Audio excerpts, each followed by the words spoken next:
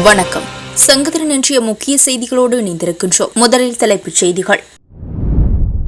விடுதலை புலிகளின் சில தலைவர்கள் போதைப் பொருள் வர்த்தகத்தில் ஈடுபட்டனராம். நாடாளுமன்றத்தில் அர்ச்சுனா மற்றும் அமைச்சருக்கு இடையில் கடும் சண்டை.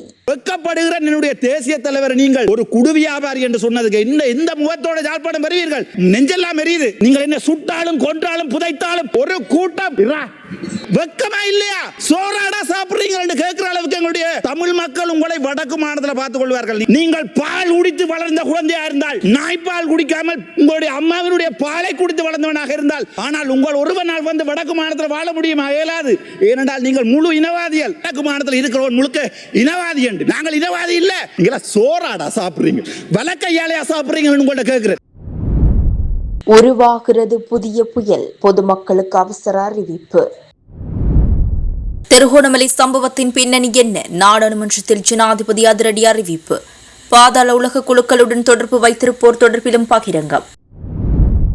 திருகோணமலை விவகாரத்தில் அவருக்கும் அரசியல் லாபம் தேட இடமளியோம், கடும் எச்சரிக்கை விடுத்த அரசாங்கம்.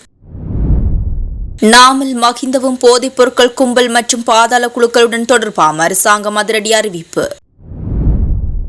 வீடு தேடிச் செல்லும் எஸ்வெஸ்ம கொடுப்பனவு, இனி புதிய மாற்றம், வெளியான பெரும் மகிழ்ச்சி செய்தி. மன்னாரில் இருந்து ராமநாதபுரம் நோக்கி படியெடுக்கும் டொல்பின்கள். இலங்கையில் ஆண்கள் மத்தியில் அதிகரிக்கும் உயர் வாய்ப்பு, அதிர்ச்சி காரணங்கள் வெளியாகின.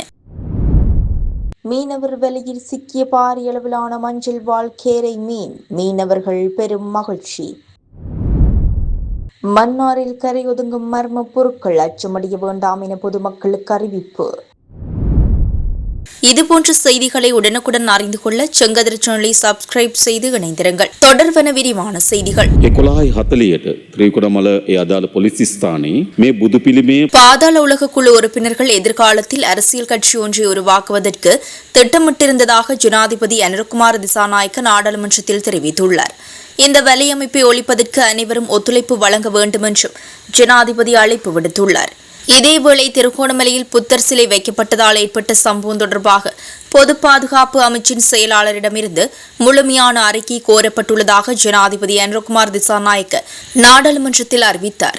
அத்துடன் திருகோணமலை சம்பவம் நிறைவுக்கு வந்துள்ளதால் இனவாதத்திற்கு ஒருபோதும் இடமளிக்க முடியாது என்றும் ஜனாதிபதி பகிரங்கமாக அறிவித்துள்ளார். திருகோணமலை சம்பவம் தற்போது இனவாத ரீதியாக திரிவுபடுத்தப்படுவதாகவும் ஜனாதிபதி சுட்டிக்காட்டியுள்ளார்.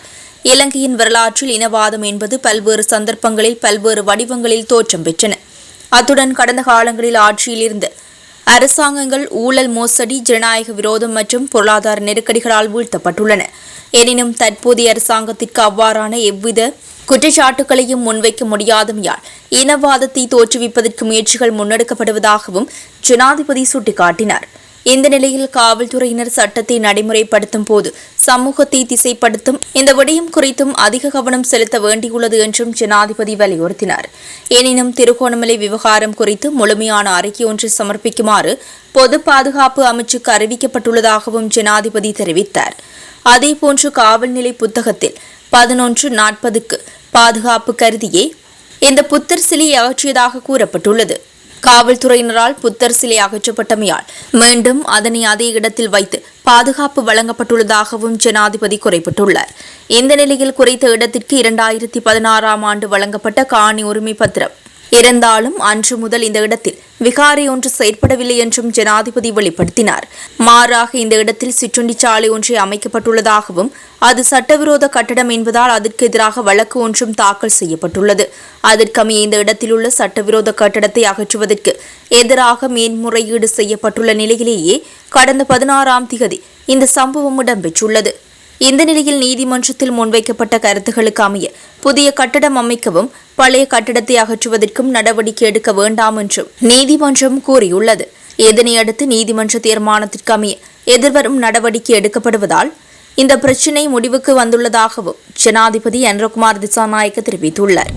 யுத்த காலத்தில் வடமாகாணத்திற்குள் போதைப் பொருட்கள் கொண்டுவரப்படவில்லை என்பதை அரசாங்கம் ஏற்றுக்கொள்வதாக நாடாளுமன்ற அமைச்சர் விமல் ரத்நாயக்க இதனை தெரிவித்துள்ளார். போதைப் பொருள் ஒழிப்பு விடயத்திலாவது வடக்கு மற்றும் தென் மாகாணத்தை இணைக்க முடியாவிட்டால் வேறு எந்த விடயத்தில் இணைந்து செயற்பட முடியும் என்றும் அவர் கேள்வி எழுப்பியுள்ளார். வடக்கு மாகாணம் அன்று யுத்தத்தினால் இன்று கஞ்சா போன்ற போதைப் பொருட்களாலும் பாதிக்கப்பட்டுள்ளதாகவும் விமல் ரத்நாயக்க தெரிவித்துள்ளார். விடுதலை புலிகள் இருந்த காலத்தில் வடமாகாணத்தில் போதைப்பொருள் பாவனை குறைந்திருந்ததாக கூறப்பட்டது. யுத்த காலத்தில் இந்தியாவில் இருந்து படகுகள் மூலம் எந்த ஒரு போதைப் பொருளும் கொண்டுவரப்படவில்லை. ஆனால் இன்று கடல் வழியாகவே அதிக போதைப் பொருட்கள் கொண்டுவரப்பட்டுள்ளதாகவும் அமைச்சர் சுட்டிக்காட்டியுள்ளார். யுத்த காலத்தில் குறிப்பிட்ட பகுதிகளிலேயே கடற்றொழில் ஈடுபடுவதற்கு இடமளிக்கப்பட்டது. இந்தியாவில் இருந்து படகுகள் வருகை தரவில்லை. இதன் காரணமாகவே அன்று வடக்கு மாகாணத்திற்குள் போதைப் பொருட்கள் கொண்டுவரப்படவில்லை. எனினும் விடுதலை புலிகளின் சில தலைவர்கள் போதைப் பொருள் வர்த்தகத்தில் ஈடுபட்டமையும் உண்மையான விடயம் என்று சபை முதல்வர் பிமல் ரத்நாயக்க தெரிவித்துள்ளார். இதேவேளை விடுதலை புலிகளின் சில தலைவர்கள் போதைப் பொருள் வர்த்தகத்தில் ஈடுபட்டதாக கூறுவதையிட்டு தான் கவலையடைவதாக நாடாளுமன்ற உறுப்பினர் ராமநாதன் அர்ச்சுனா தெரிவித்தார். வெட்கப்படுகிற என்னுடைய தேசிய தலைவர் நீங்கள் ஒரு குடு வியாபாரி என்று சொன்னதுக்கு இந்த முகத்தோட ஜாழ்ப்பாணம் வருவீர்கள். நெஞ்செல்லாம் எரியுது. நீங்கள் என்ன சுட்டாலும் கொன்றாலும் புதைத்தாலும் ஒரு கூட்டம் வெக்கமா இல்லையா? சோறாடா சாப்பிடுறீங்க கேட்கிற அளவுக்கு எங்களுடைய தமிழ் மக்கள் உங்களை வடக்கு மாநிலத்தில் பார்த்துக் கொள்வார்கள். நீங்கள் பால் குடித்து வளர்ந்த குழந்தையா இருந்தால், நாய்ப்பால் குடிக்காமல் உங்களுடைய அம்மாவினுடைய பாலை குடித்து வளர்ந்தவனாக இருந்தால், ஆனால் உங்கள் ஒருவனால் வந்து வடக்கு மாநிலத்தில் வாழ முடியுமா? இயலாது.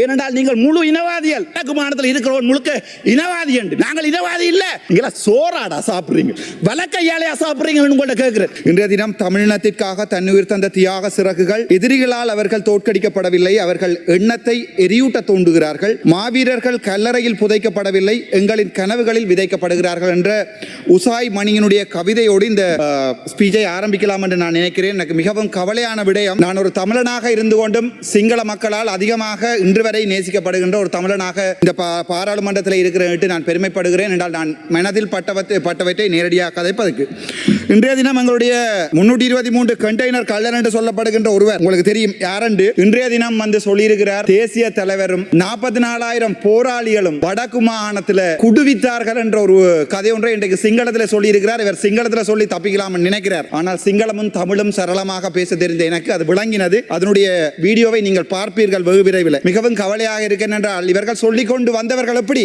நாங்கள் எல்லாம் சிங்கள பிரபாகரன் என்று சொல்லிக் கொண்டு வந்தவர்கள் தான் இந்த அனுரகுமார நாயக்கத்தினுடைய அரசாங்கம். எங்களுடைய மக்களும் அப்படியே பொய்களை உண்மை என்று நம்புகின்ற ஒரு சமூகத்தை சேர்ந்தவர்கள் நாங்கள். ஆகவே எங்களுடைய சமூகம் அள்ளுகொள்ளையாக நம்பியது. இருக்குமோ சிலவேளை இவருமே போராட்டத்தை நோக்கி போராடியவர் என்று நினைத்து எங்களுடைய சமூகம் விட்ட வரலாற்று தவறு இந்த என்பிபி அரசாங்கத்துக்கு வாக்கு போட்டது. ஆனால் இன்றைய தினம் சிங்களத்திலே எங்களுடைய தேசிய தலைவர் வடக்கு கிழக்கை ஆண்ட போது ஒரு சிங்களவன் அவன் தன்னுடைய ஒரு போட் கூட வரையலாது அடிச்சு புதைச்சினாங்க அந்த கடல்ல குடுவித்தேன்னு சொல்லேகல்ல. ஒரு தமிழ் மனுஷனா வெட்கப்படுற ஒரு தமிழனா என்னுடைய வடக்கு மாநிலத்தில் இருந்து போட்டப்பட்ட ஒவ்வொரு வாக்குக்கும் இந்த பிமல் ரத்நாயகருடைய நெஞ்செல்லாம் எரியுது. நான் உங்களுடைய போர் வீரர்களை நீங்கள் செபலியோ என்று சொல்லுகின்ற போது ரணவிருவோ என்று சொன்ன தமிழன் நான். ஏனென்றால் ஆயுதம் ஏந்தி என்னோட இருக்கிறார்கள், ஆயுதம் ஏந்தி போராடியவர்கள் உயிரை துச்சமாக மதித்த தெய்வம். அதற்கு மேல ஆனால் வெட்கமாக இருக்கிறது ஒரு கூட்டம் வந்து சொல்லுமாக இருந்தால் என்னுடைய தேசிய தலைவரை போராட்டவாதி என்று சொல்லுமா இருந்தா கவலையா இருக்கு. நீங்களும் ஒரு போராடின சமூகம், உங்களுடைய ஆயுதம் தூக்கின 1000 பேர் இருக்கிறீர்கள். வெட்கமா இல்லையா? சோறாடா சாப்பிடுறீங்க என்று கேட்கிற அளவுக்கு எங்களுடைய தமிழ் மக்கள் உங்களை வடக்கு மாநிலத்தில் பார்த்துக் கொள்வார்கள். நீங்கள் கடைசியாக சுடப்போவது ராமநாதன் அர்ச்சுனாவை. அது எனக்கு நன்றாகவே தெரியும். இன்றைக்கு கூட செக்யூரிட்டி ரிஸ்க் என்று சொல்லி அறிவித்திருக்கிறார்கள். எனக்கு அது பிரச்சனை இல்லை. ஆனால் மிகவும் கவலையா இருக்கு. நீங்கள் யாரை குரல் இல்லாத ஒரு இனத்தை, ஒரு தமிழ் பேசுகின்ற குரல் இல்லாத இனத்தை நீங்கள் அடக்குகிறீர்கள் என்று நினைக்கும் போது மிக வெட்கமாக இருக்கிறது.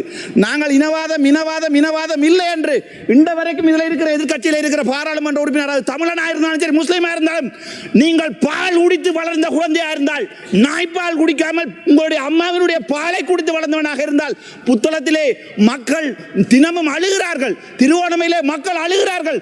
நான் ஜாழ்ப்பாணத்தில் இருந்து வந்தவன், நான் ஜாழ்ப்பாணத்தை பற்றி தான் கதைக்கணும். என்றோ ஒரு நாள் நான் சகல இனத்தை பற்றி கதைப்பேன். இன்றும் என்னால் சிங்கள மண்ணில் போய் வாழ முடியும். ஆனால் உங்கள் ஒருவனால் வந்து வடக்கு மாநிலத்தில் வாழ முடியுமா? இயலாது. ஏனென்றால் நீங்கள் முழு இனவாதிகள். வெட்கப்படுகிற என்னுடைய தேசிய தலைவர் நீங்கள் ஒரு குடு வியாபாரி என்று சொன்னதுக்கு இந்த முகத்தோட ஜாழ்ப்பாணம் வருவீர்கள். இதில் இருக்கிற ஓடினம் தீவிர அமைத்தி கடல் அமைச்சர் எழும்பி ஓடுறார், பிமல் ரத்நாயக்க எழும்பி ஓடுறார். வெட்கமா இல்லையா? நீங்கெல்லாம் ஒரு ஆயுதம் ஏந்தி போராடிய இது யாருக்கு அவமானம் என்றா ரோகண விஜய் வீர என்ற ஒரு பெரும் தலைவருக்குரிய அவமானம் இது. அவர் கொண்டே இந்த கனத்த மயானத்தில் எரிக்கப்படும் போது உங்களை மாதிரி எல்லாம் காருக்கும் பஸ்ஸுக்கும் ஓடித்திருவாங்க நினைச்சிருந்தா அந்த மனுஷன் போய் எங்கேயாவது வெளிநாட்டில் வாழ்ந்திருக்கும். உங்களை மாதிரியான மனுஷர்கள் இந்த பாராளுமன்றத்தில் ரோகண விஜயவீரனுடைய பேரை கெடுப்பீர்கள் தெரிஞ்சிருந்தா அந்த மனுஷன் பிள்ளை ஊட்டியோட போய் வேற எங்கேயாவது வாழ்ந்திருக்கு. அப்படிப்பட்ட கேவலமான வெக்கமா இல்லையா உங்களுக்கு? ஒரு கணம் ஜோதிச்சு பாருங்க, ஒரு இனத்தை காத்த தமிழன், ஒரு இனத்தை காக்க போராடிய தேசிய தலைவர் வேலுப்பிள்ளை பிரபாகர் இந்த வரைக்கும் ஒரே ஒரு தமிழன் நாடுகள் என்று சொல்லிக் கொண்டிருக்கிறேன். எனக்கு என்னுடைய தலைவன் கடவுள் கடவுள் கடவுள். நீங்கள் என்ன சுட்டாலும் கொன்றாலும் புதைத்தாலும் என் சாம்பல் எழும்பி சொல்லும் என்னுடைய தேசிய தலைவர். வெக்கமா இல்லையாடா உங்களுக்கு? எங்களுடைய வாக்குகளான பாராளுமன்றம் வந்து நீங்கள் வடக்கு மாடு என்னுடைய தலைவரை குடுவித்தவன் என்று சொல்ல உங்களுக்கு மனம் பெறுது. கொஞ்சம் ஜோதிச்சு பாருங்க. அந்த புத்தளத்திலே கொண்டே குப்பையை போடுறீங்க. என்எச்எஸ்எல் கொழும்புல இருக்கிற என்எச்எஸ்எல் குப்பையை கொண்டு அந்த புத்தள மக்களுக்கு போடுறீங்க. புத்தகத்திலிருந்து வந்திருக்கிற எம்பி இந்த ஆறாவது ஒரு தமிழன் ஒரு முஸ்லீம் தமிழ் பேசுகின்ற ஆறாவது சொல்லேலுமா புத்தளத்தில் குப்பையை போட வேண்டாம் உங்களுடைய அரசாங்கத்துக்கு. நான் தமிழனாக இருக்க ஆசைப்படுறேன். நான் தமிழ் பேசுகின்ற முஸ்லீம் இனத்தை என்னுடைய தேசிய தலைவர் என்ற ஒரு நாள் பாதுகாப்பாக வடக்கு மாநிலத்திலிருந்து வெளியேற்றி இருந்தால் அது நீங்கள் பிழை என்று நினைத்தால் அதற்காக மன்னிப்பு கேட்கறதுக்கு நான் தயாராக இருக்கிறேன். உங்களுக்கு விருப்பமாக இருந்தால் என்னை கொள்ளுங்கள். நான் அதை சிங்களத்திலே சொல்கிறேன், அவசரப்பட வேண்டாம். அதை விட திருவோணமலையிலிருந்து வந்த பாராளுமன்ற உறுப்பினர்கள் யாரா இருக்கிறீங்களா? காணையில் ஒருத்தரை யாரா இருக்கிறீங்களா? எங்க உங்களுடைய அருண் ஏமச்சந்திர அடே எங்களுடைய இனம் பாவம். நாங்கள் என்ன பாவம் செய்த நாங்கள் உங்களுக்கு? நாங்கள் ஆயுதம் எடுத்து போராடியது நீங்கள் எங்களை அடி கேட்க. நாங்கள் ஆயுதம் எடுத்து போராடியது, நாங்கள் ஆயுதம் எடுத்து எங்களுடைய தமிழீழம் என்ற நாட்டை 30 வருடமாக கட்டியது நீங்கள் எங்களை கேம்பஸுக்கு போடா பண்ணிக்கல. டிஸ்ட்ரிக்ட் கோட்டா என்ற ஒன்றை நீங்கள் இல்லாம பண்ணி, நீங்கள் பெரிட் என்ற ஒன்றை இல்லாமல் கொண்டு டிஸ்ட்ரிக்ட் கோட்டா கொண்டு வந்த போது 1970 இருந்து எனக்கு வரலாறு தெரியாது. வரலாறு தெரிந்தவர்களுடைய பிள்ளைகள் பக்கத்தில் இருக்கிறார்கள்.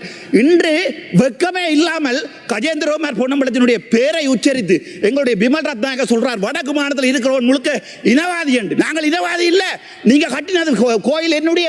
நான் ஒரு நாள் எங்களுடைய கஜேந்திரகுமார் பொன்னம்பலத்தோடு கூட சண்டை பிடிச்சேன். நான் இந்த வரைக்கும் சண்டை பிடிக்கிறேன். உங்களுடைய கோயிலை கட்டினது முழு தவறு என்றால் அது என்னுடைய உறவுகள் இருக்கிற ஒரு காணியில. ஆனால் நான் சொல்றேன் என்ன மினவாதம் போட்டு நான் கஜேந்திரகுமார் நிப்பாட்டுவோம். ஆனால் இப்போது நினைக்கும் போது சரி என்று படுகிறது அவர்கள் செய்கிற வேலை. என்றால் அவர்கள் 20-30 வருஷம் அரசியல் இருந்தவர்கள். அவர்களுக்கு நன்றாக தெரியும் இந்த பேரினவாத அரசாங்கம் என்ன செஞ்சாலும் மாறாதண்டு. ஆனால் அரசியலுக்கு வருகின்ற போது நான் என்ன யோசிக்கிறேன், ஓகே இதோ நிப்பாட்டுவோம், இதுக்கு மேல வேண்டாம், சிங்களத்திலே கதப்பம் தமிழ்லையும் கதப்பம், இதை நிப்பாட்டு. வெக்கமா இருக்கு. நீங்களா சோறாடா சாப்பிடுறீங்க, வலக்கையாலையா சாப்பிடுறீங்கன்னு உங்கள்ட்ட கேட்கிறேன். தயவு செய்து இடக்கையால வெக்கமா இருக்கு. சரி பரவாயில்ல, அதுக்கு பிறகு பார்ப்போம். இந்த ஈஸ்டர் அட்டாக் அநியாயமான முஸ்லீம் சமூகம், அந்த சமூகம் என்ன செஞ்சது? அது கண்டு ஒரு தனிய ஒரு கலாச்சாரம் இருக்கிறது பிள்ளையா? அவங்களுக்கு கண்டு ஒரு வரலாறு இருக்கிறது பிள்ளையா? உங்களுக்கு காலமா தமிழனை முஸ்லீமை நீங்க என்ன செய்றீர்கள்? போட்டு அடிச்சு கடைசியா எங்களுக்கு இல்லை முஸ்லீம் இனத்திலே கொண்டு ஆயுதத்தை கொடுத்தியால் எங்களுக்கு அடியண்டு, எங்கள்கிட்ட தந்தியால் முஸ்லீம் இனத்துக்கு அடியண்டு. கடைசியா ஒரே இனம் பேசுற 2 முஸ்லீம் இனம் நாங்கள் அடிபடுறோம். ஆனா நீங்க என்ன செய்றீங்க? சத்தமே இல்லாம கிண்ணியாவை எடுக்கிறீங்க. அதுக்கு பிறகு பார்த்தா திருவோணமலையில கொண்டு போய் புத்தர்வியால வைக்கிறீங்க. சும்மா ஒரு பேச்சுக்கு கேட்கிறேன், இல்ல தெரியாம கேட்கிறேன். இந்த நடுவில் ஒரு பிள்ளையார் சிலை வச்சா சும்மா இருப்பீங்களா? இல்ல கேட்கிறேன். அடே நீங்க என்ன அடிச்சு கொள்ளுவீங்களா? இரண்டா உங்களோட மனசுல இருக்கிற வரி, நீங்க சிங்களவன் என்ற வரி. நான் நாளை கொண்டு பாராளுமன்றத்துக்கு முன்னால ஒரு புத்தர் சிலை எடுத்து போட்டு நான் ஒரு பிள்ளையார் சிலை வைக்கிறேன். உங்களால் முடியுமா வைக்க விட? ஏனென்றால் திரும்ப அடிக்கிறீர்கள், நாங்களும் பார்க்கிறோம். ஆனால் நாங்கள் ஒன்று மட்டும் சொல்றேன், கடைசி தமிழன் பால் குடிச்ச கடைசி தமிழன் இருக்கும் வரைக்கும் வடக்கு மாநிலத்தில் ஒரு ஓட்டு உங்களுக்கு விழாது. பக்கத்து வீட்டுக்கு பிறந்தவனால மட்டும்தான் உங்களுக்கு ஓட் போடு. வெக்கமா இருக்கு. உங்களை எல்லாம் எங்க ரஜீவன் நம்பி, எங்க இளங்குமரன் நம்பி, எங்க ஒவ்வொரு தமிழ், எங்க ஃபைசால், எங்க ஒரு வசனம் கதை கேளுமா? உங்களால் ஒரு வசனம் கதை கேளுமா?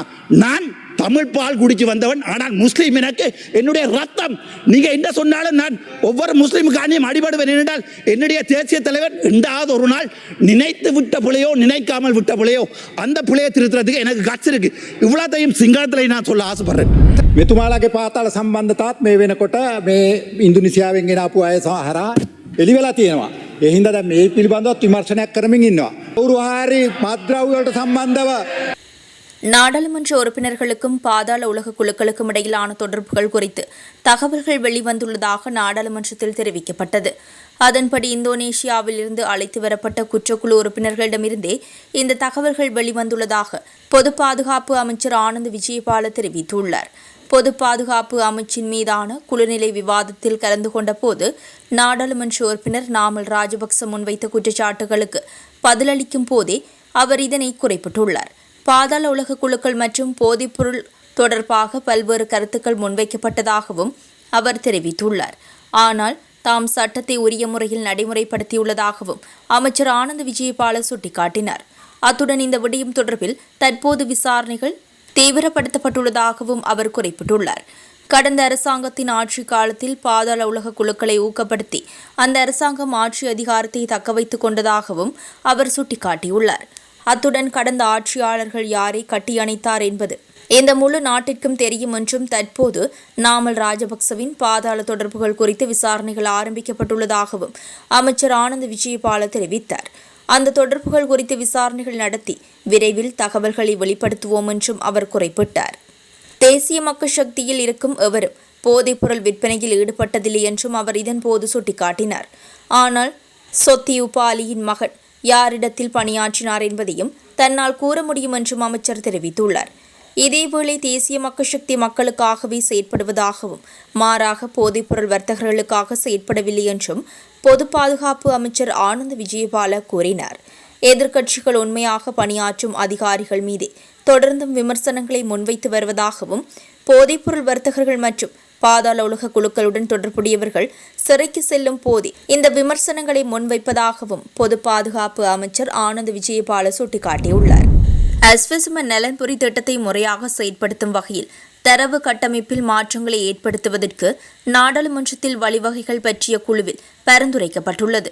அஸ்வசும நலன்புரி சலுகை திட்டம், அதன் நடைமுறைகள் மற்றும் அதனை நடைமுறைப்படுத்துவதில் காணப்படும் பிரச்சினைகள் குறித்து நாடாளுமன்ற உறுப்பினர் விஜயஸ்ரீ பஸ்நாயக்க தலைமையில் கூடிய வழிவகைகள் பற்றிய குழுவில் விரிவாக கலந்துரையாடப்பட்டது. அஸ்வசும திட்டத்திற்கு பயனாளிகளை தேர்ந்தெடுப்பதற்கு பயன்படுத்தப்படும் அளவுகோல்கள் குறித்து குழுவில் விரிவாக கலந்துரையாடப்பட்டது. அந்த அளவுகோல்களின் அடிப்படையில் பொருத்தமான சலுகைகளை வழங்குவதற்கு தகுதியான பயனாளிகளை தேர்ந்தெடுப்பதில் காணப்படும் சிக்கல்கள் குறித்து குழுவின் உறுப்பினர்கள் அதிகாரிகளின் கவனத்திற்கு கொண்டு வந்தனர். இத்திட்டத்தில் 22 அளவுகோல்களின் கீழ் பயனாளிகள் தேர்ந்தெடுக்கப்படுவதால் அந்த அளவுகோல்களை செயற்படுத்துவதற்கான வழிமுறையில் மாற்றம் செய்யப்பட வேண்டும் என்று குழு சுட்டிக்காட்டியது. அஸ்வசும நன்மைகளை பெறுவதற்காக மட்டுமே பயனாளிகளை பதிவு செய்ய தற்பொழுது அனுமதிக்கப்பட்டாலும் இது போதாது எனவும் நாடு முழுவதும் உள்ள மக்கள் அனைவரும் தமது தகவல்களை கட்டமைப்பொன்றில் பதிவு செய்வதே நடைமுறைப்படுத்தப்பட வேண்டும் என்றும் குழு சுட்டிக்காட்டியது. இவ்வாறு பதிவு செய்த பின்னரே மக்களுக்கு என்ன தேவை என்பதை துல்லியமாக கண்டறிந்து அதன் மூலம் அவர்களின் தேவைகளை பூர்த்தி செய்ய தேவையான நடவடிக்கைகளை எடுக்க முடியும் என்றும் குழு குறிப்பிட்டது. முதியோர் மற்றும் இயலாமையுடைய நபர்களுக்கு அஸ்வசும திட்டத்தை அவர்களின் வீடுகளுக்கே சென்று பெற்றுக் கொடுப்பதற்கான சாத்தியக்கூறுகள் குறித்தும் குழு விரிவாக கலந்துரையாடியது. தேசிய அடையாள அட்டை இல்லாததால் நலன்புரி திட்டத்தின் உதவிகளை பெற முடியாத தகுதியுள்ள நபர்கள் தற்போது உள்ளனர் என்று அதிகாரிகள் குழுவிடம் தெரிவித்தனர். அதன்படி முடிந்தவரை அவர்களின் அடையாளங்களை உறுதி செய்வதன் மூலம் நலன்புரி திட்ட உதவிகளை வழங்குவதன் நோக்கத்தை அடைவதன் முக்கியத்துவத்தையும் குழு வலியுறுத்தியது. நாட்டை அண்மித்து காணப்பட்ட குறைந்த காற்றழுத்த தாழ்வு மண்டலம் தற்போது நாட்டை விட்டு விலகிச் செல்வதால் நாட்டின் வானிலையில் அதன் தாக்கம் படிப்படியாக குறைவடையும் என வளிமண்டலவியல் திணைக்களம் தெரிவித்துள்ளது. இருப்பினும் எதிர்வரும் நவம்பர் 22ஆம் தேதி அளவில் தென்கிழக்கு வங்காள விரிகுடாவில் புதிய காற்றழுத்த தாழ்வு மண்டலம் ஒன்று உருவாக வாய்ப்புள்ளதாக வளிமண்டலவியல் திணைக்களம் குறிப்பிட்டுள்ளது. இதற்கமைய குறித்த காற்றழுத்த தாழ்வு மண்டலமானது மேலும் வலுவடைந்து இலங்கையின் வடக்கு கடற்பிராந்தியத்தை அண்மித்து பயணிக்கும் என எதிர்வு கூறப்பட்டுள்ளது. இந்நிலையில் பொதுமக்கள் அவதானமாக செயற்படுமாறு வளிமண்டலவியல் திணைக்களம் அறிவுறுத்தியுள்ளது. மன்னார் வளைகுடா கடல் பகுதியில் மீன்பிடிக்க சென்ற பாம்பன் நாட்டு படகு மீனவர்கள் வலையில் 112 கிலோ நிறை கொண்ட மஞ்சள் வால் கேரை மீன் நேற்று அதிகாலை சிக்கியதால் பாம்பன் மீனவர்கள் மகிழ்ச்சி அடைந்துள்ளனர். 50க்கும் மேற்பட்ட படகுகள், நூற்றுக்கணக்கான மீனவர்கள் தென்கடல் பகுதியான மன்னார் வளைகுடா கடல் பகுதிக்கு மீன்பிடிக்க சென்ற நிலையில் இந்த சம்பவம் பதிவானது.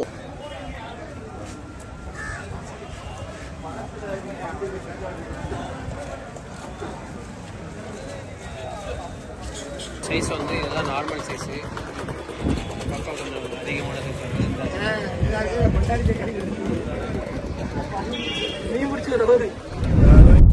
மன்னார் இலுப்பை கடவை கடற்பகுதிக்கு கூட்டமாக வருகை தந்த டொல்பின்கள் தற்போது ராமநாதபுரம் மாவட்டம் திருவாளானை, தாலுகா, தொண்டி கடலோர பகுதிகளுக்கு சென்ற நிலையில் நேற்று காலை முதல் குறித்த டொல்பின் கூட்டமாக கரையோர பகுதிகளில் துள்ளி குதித்து விளையாடி வருகின்றது. அது தொடர்பான காட்சிகள் அடுத்து.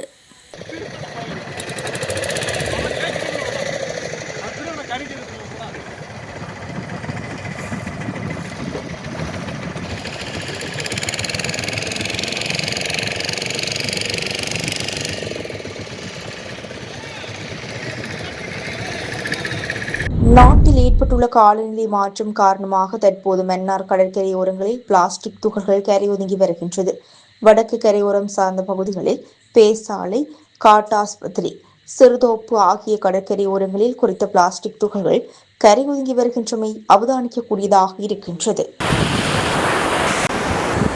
இத்துடன் சங்கர் சேனலின் இன்றைய நாளுக்கான செய்திகள் நிறைவு பெறுகின்றன. எமது அடுத்த பிரதான செய்திகளை நாளை எதிர்பாருங்கள்.